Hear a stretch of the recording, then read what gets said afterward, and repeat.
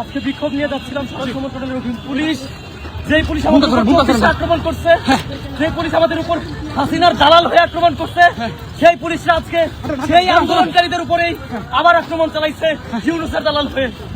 আমরা আজকে বুঝতে পারলাম যে এই পুলিশ একই সাথে যে কোনো সময় যে কোনো দালাল হয়ে থাকতে পারে। ওরা যখন ভিতরে ঢুকে 12 তারিখে যখন দাবিতে বাতিল করলো তখন কইছিলি, তখন ওরা কিভাবে শিবিরে ঢুকলো? গতকালকে যখন তারা স্টাম নিয়ে যখন রাস্তায় দাঁড়িয়েছিল, রাস্তা ব্লক করেছিল, তখন কিভাবে তোরা তাদেরকে যেতে দিলি? তবে ইউনিভার্সিটিতে সাউন্ড গ্রেনেড হয়েছিল ছাত্রদের উপর, যে সন্ত্রাসী হামলা 15, 16, 17 জুলাই ঢাকা ইউনিভার্সিটিতে হয়েছিল। আজকে 16 জানুয়ারি ঢাকা ইউনিভার্সিটিতে এই 24-এর গণঅভ্যুত্থানের পরে আবারও এইরকম ন্যাক্কারজনক ভাবে সন্ত্রাসী হামলা, পুলিশি হামলা চালানো হলো ছাত্রদের উপর, শান্তিপূর্ণ বিক্ষোভের উপর নির্লজ্জ ভাবে সাউন্ড গ্রেনেড করলো। আমরা এর পাল্টা জবাব দেবো।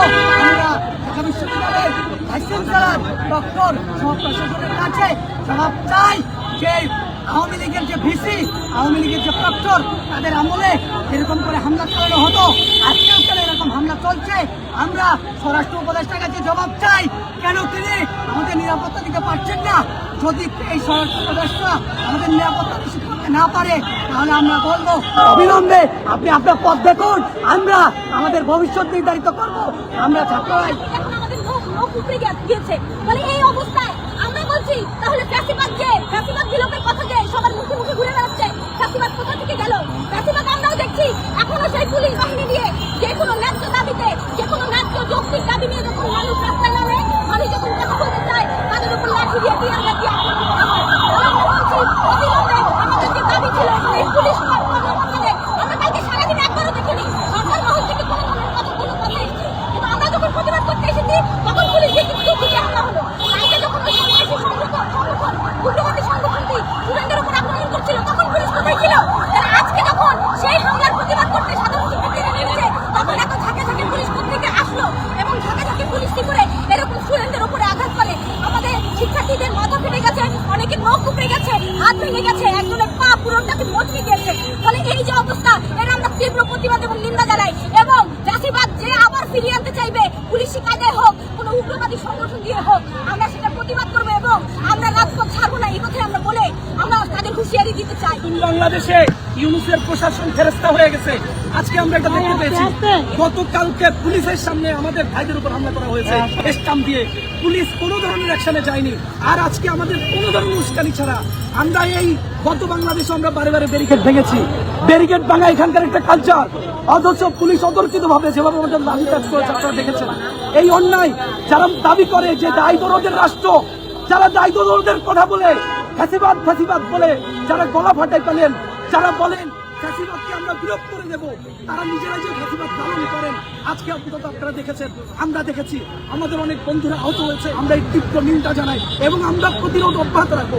আমরা সরকারকে বলতে চাই, হাসিনার মধ্যে একই রকম কায়দায় এই আমাদের বন্ধু 2,500 বন্ধুর রক্তের দাগ না শুকাতে যারা এই কর্মকাণ্ড করছে, তারাও সেই প্রকরণের দিকে যাবে, এই কথা আমরা হুঁশিয়ার সাথে বলে দিচ্ছি।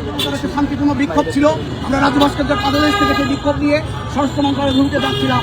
এখন নির্লজ্জভাবে পুলিশ কোনো ধরনের উস্কানি ছাড়া আমাদের উপর লাঠি চার্জ করেছে, সাউন্ড গ্রেনেড মেরেছে, আমাদের প্রায় 10 জনের মতো বন্ধু তারা আহত।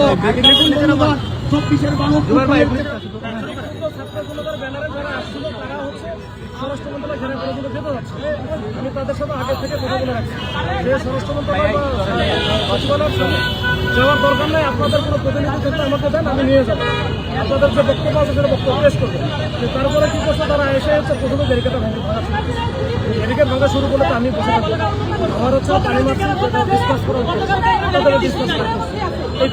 দর্শক, আপনারা নিজে চোখে দেখছেন আসলে কি ধরনের ঘটনা ঘটছে, কি হচ্ছে, আপনারা নিজে কানে শুনছেন, নিজে চোখে দেখছেন। আমরা সবাই দেখছি যে আসলে বিগত আমলে আমরা কি দেখেছিলাম, কি শুনেছিলাম, কি জেনেছিলাম, এখন যে প্রেক্ষাপট যে চেঞ্জ হয়েছে তার মাধ্যমে আমরা আসলে কি দেখছি, আমরা কি সে আবার পিছনে চলে যাচ্ছি, আমরা সে পিছনটাকে ফলো করছি? যেগুলো ঘটনা ঘটেছিল, যা হয়েছিল চোখের সামনে, সেগুলো আবার আমরা পুনরাবৃত্তি দেখছি। আসলে বাংলাদেশ নামক যে একটি দেশ আছে, সে দেশে যে আসলে জনগণ আছে, সে দেশে যে কিছু নিয়ম কানুন আছে, সেইগুলো কি জনগণের উপরে বার্তায়?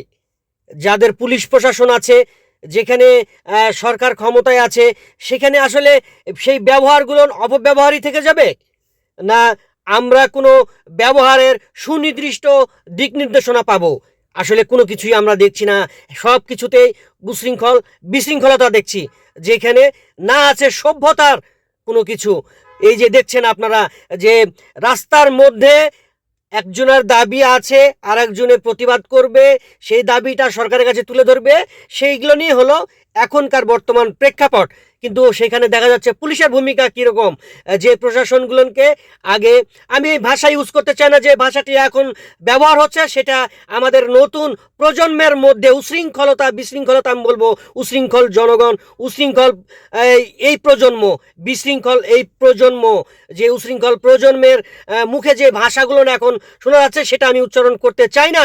এখন যেটা বলতে চাই যে বর্তমানে আমরা দেখতে চাই না এমন ধরনের ঘটনা, যে ঘটনাগুলো আবার পিছনের সেই ঘটনাগুলোকে আবার সামনে নিয়ে চলে আসে। আমরা চাই সভ্যতার একটি দেশ, সভ্য নাগরিক, সভ্য জনগণ, আমরা সবাই সভ্যভাবে, সৎভাবে, সুস্থভাবে বেঁচে থাকতে চাই, জীবনযাপন করতে চাই। দর্শক, আপনারা চোখ রাখুন, আমাদের সাথে থাকুন।